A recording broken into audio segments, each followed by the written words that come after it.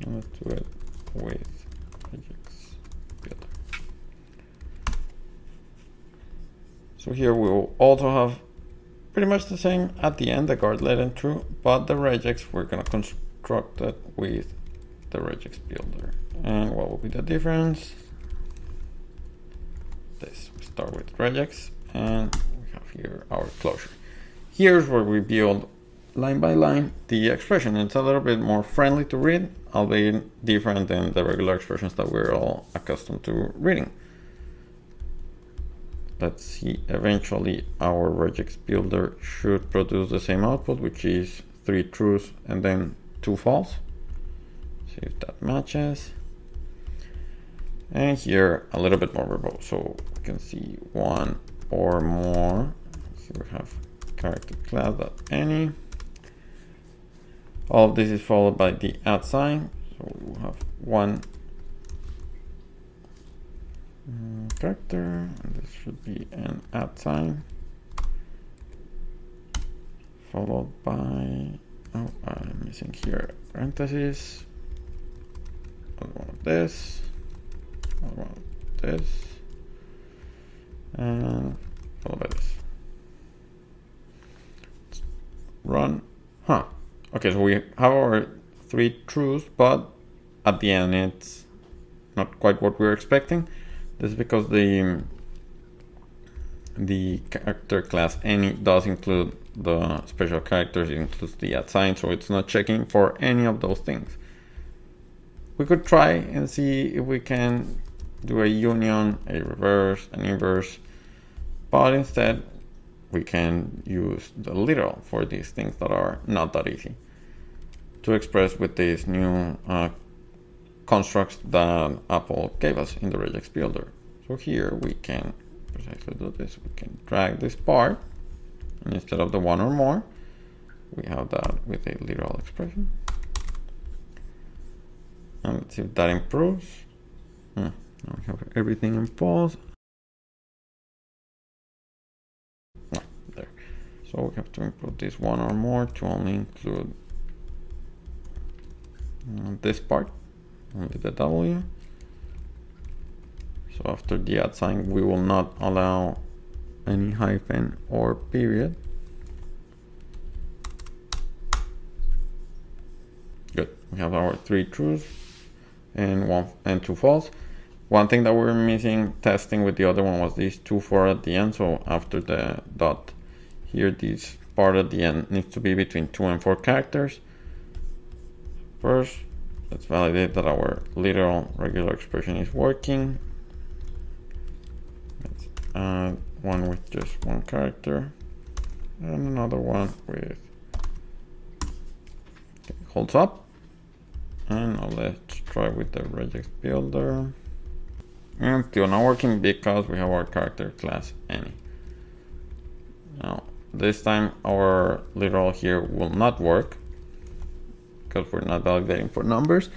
We could do what we're doing here with the literal, just counting 2 and 4, but let's make it a little bit more exciting and capture this value, and here after the guardlet, let's use it. Use our reference.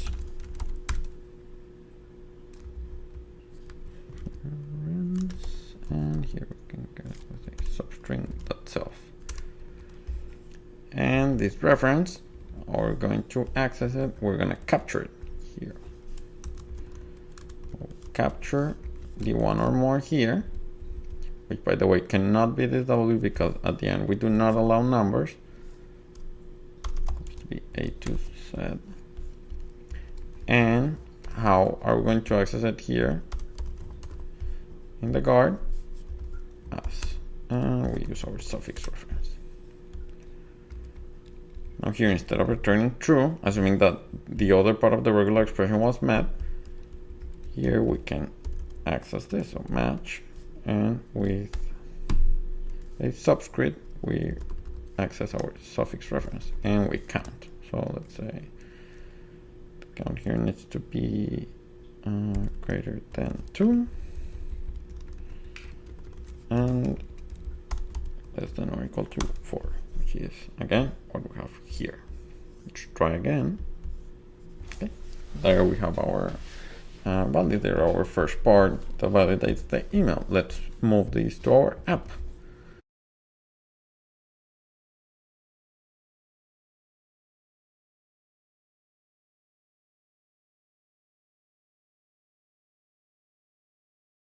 So our email validator, doesn't matter which one we use, but since we are showing the new stuff, let's do it with the RegexBuilder. And this part with the literal can stay in the playground. For reference, it will be in GitHub, so no worries. Now here, when we validate the email, let's use this email validator. Pass the email, and if it is valid, email. If not, invalid email.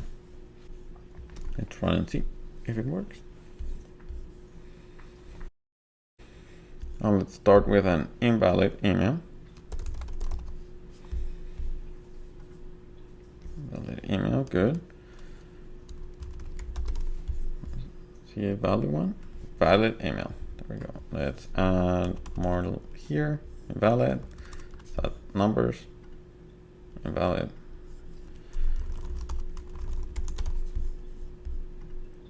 Perfect. Having finished with the email, let's move on to the next part, which will be parsing the payload. So we will be assuming that whatever it is that we're parsing the check with will send us the information like this. Let's focus only on the first entry. So it will send us a date, 1, 2, 3, 4 spaces, name, again 4 spaces, the amount, and the account number. And we're going to assume the account number has this format: 3 digits, dash, 4 digits, dash, and then 8 digits. Let's create another regex expression to parse this and get those values.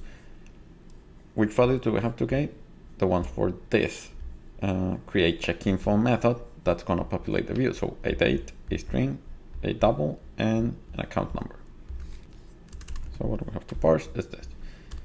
And we need a method, parse.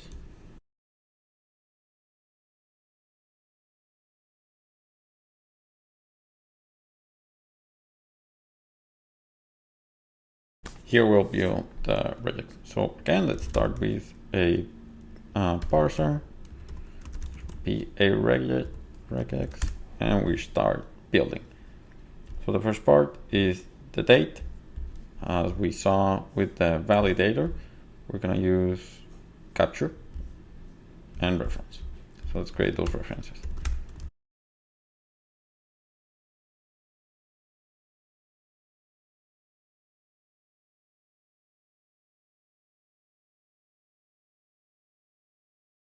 We'll be parsing currency that's expressed in decimal.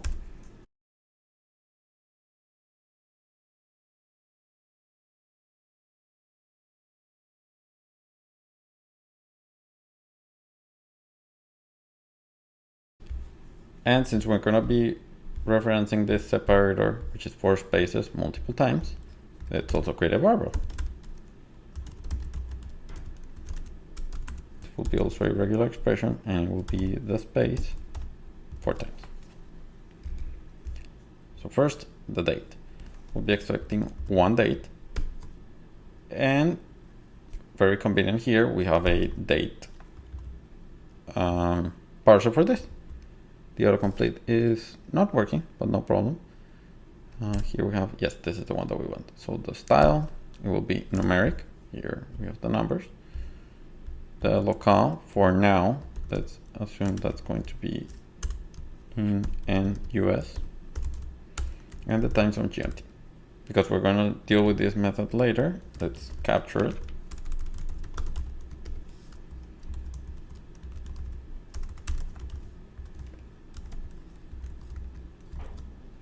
That's one. We then have the separator. Now we get to the name. The name is just an any character class. So we're gonna again capture. Would be the name reference. And one or more. Any character. Now another thing here, we don't want this to start parsing like this and then go back and to the separator. If you watch WWDC, something that we can optimize here is add a negative look ahead.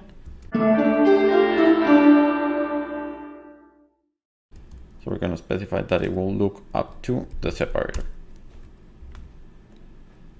There we have the name. Again, we have a separator. Let's add some line breaks here.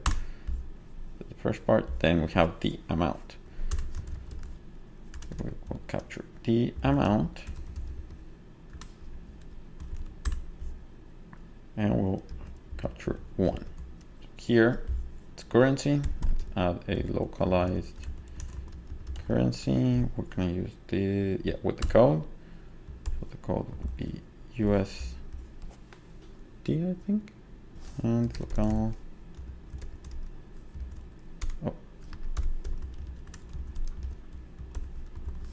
And this followed by another separator. Now the account, we cannot only use character class any because we're gonna verify that it has this format. So let's use a literal regular expression for this. We expect one of the following. So expect a digit 3 times, followed by 4 digits, followed by another hyphen, and followed by 8. Now, something that you can see here with how Xcode Playground is coloring this is that these are as it was a string. It's not taking them as digits. So when we add the backslash, notice how the D changes color. On the other hand, the hyphen, we do want it to take it as a string since it's that character that we are looking for here and here. And now let's return our tuple. For the date. Oh yeah, and we need to match. So let's match. And by the way, we're gonna throw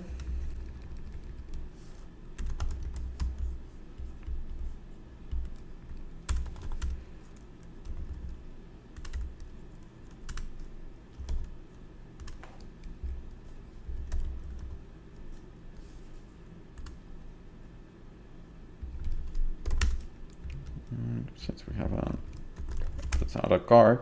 If we don't find this, we just return. Do we want to return optional? Yeah, let's make this tuple optional.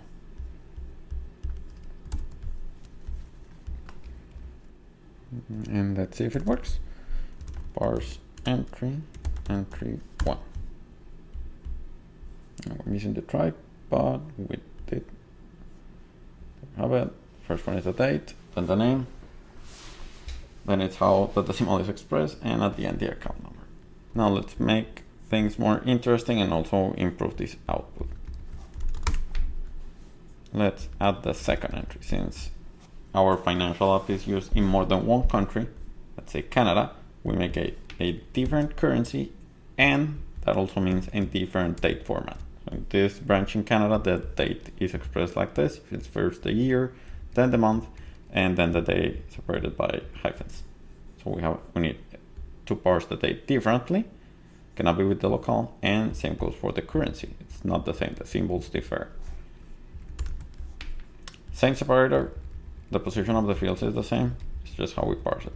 So we need to make a few changes here. First, let's turn this back to a double, and the date, let's do a date. But this has to change. We need to capture the date first as a substring, and then we decide how to parse it, and same goes for the amount. However, here we do want to get the double.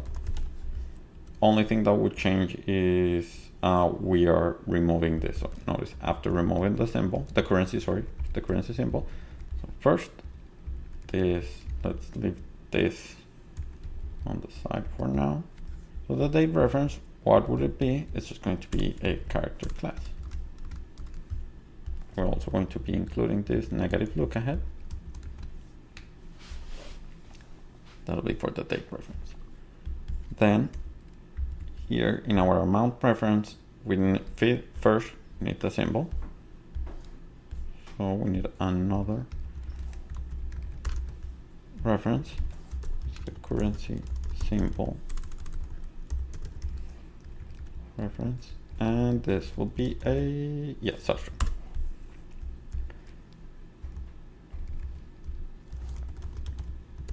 So we're going to capture our currency symbol reference.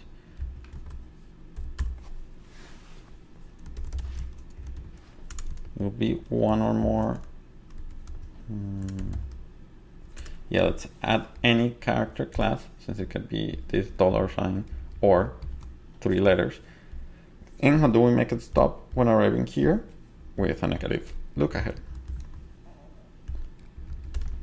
So what will be the stop? It's a character class .digit. When it arrives at the digit, we know that we have the currency symbol.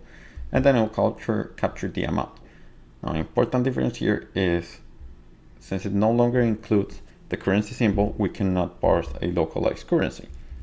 However, what we can parse is a localized double. We don't need the code here. We can keep the locale. And the account, that one has the same format. Same goes for the name.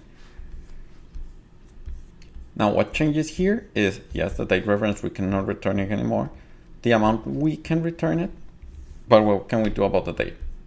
So how can we choose which to parse? Notice that the currency symbol is the one that's going to tell us how to parse the date.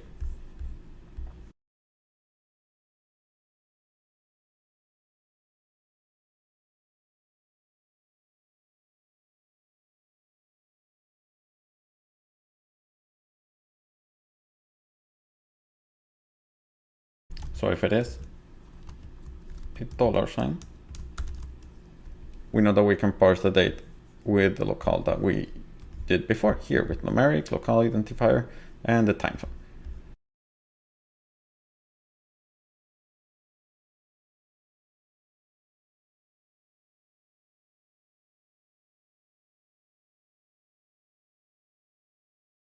Date would equal date, and we'll use this one that has a strategy. So our date string, and the strategy is this one that we're using. Oh yeah, this would actually not work. It's date parse strategy dot.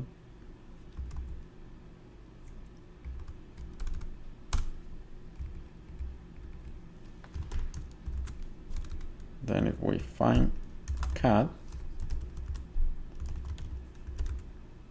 once again, let's try parsing this. Date string and the strategy.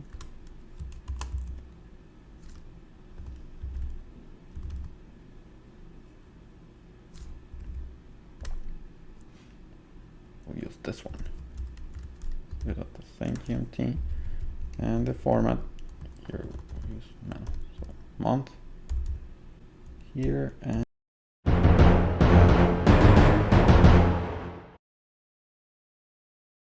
date, and the default case, in case it is on another format. For now we don't support it, so it will be new. There we go. Let's run. Oh yeah. Okay, so we got a match, we got our reference here, so we did get the date. Let's see, maybe it was the currency symbol. We're getting, it's actually not stopping the currency symbol, it's running all the way. So since that our negative lookout is not working. Oh yes, very important, the negative lookout needs to be inside of the one or more. That's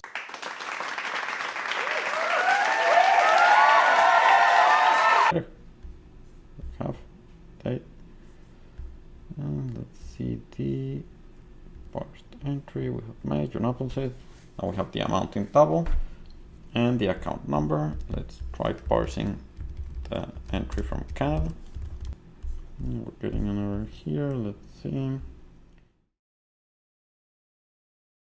I learned something today. The format here, you don't, in parse strategy, Date.ParseStrategy, you actually don't pass it. as a string literal, we need to do a little bit more work.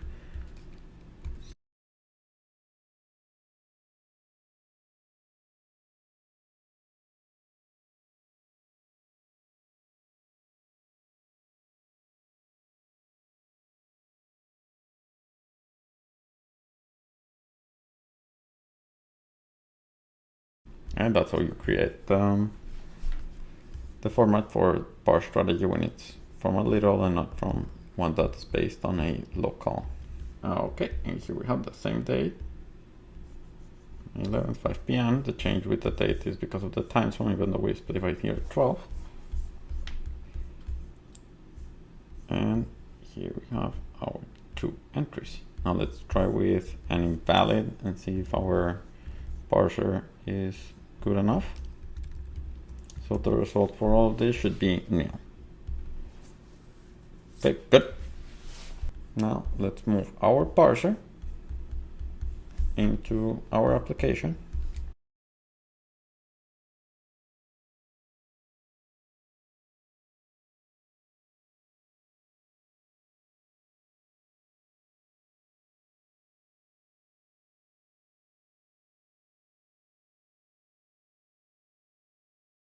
And in our content view model, we use that one.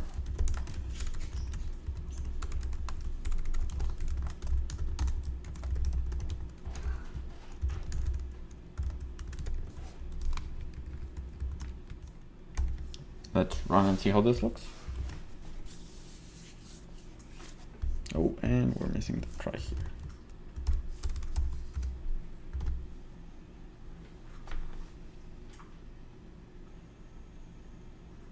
Okay, let's check first our email validator. Good, it's still working. Let's try the first payload after an apple seed. Second payload as well. Good, and an invalid payload, invalid check entry. Perfect. That was all for today. This was our first look at Regex with Swift. It was very exciting for me. I learned a lot. For those of you that like regular expressions just by literal, it is supported in Swift. You can write it. This is also supported in other programming languages, not like Apple created this from scratch. Apple has a lot of things that will help you, like the one or more one, capture. Working with this programmatically is very easy, and the good thing is they can be used one within the other, so as you can see here with the literal in one or more. And with these captures you can do more stuff. Swift also provides a lot of formatters for currency, doubles, and dates, which make this an even better experience.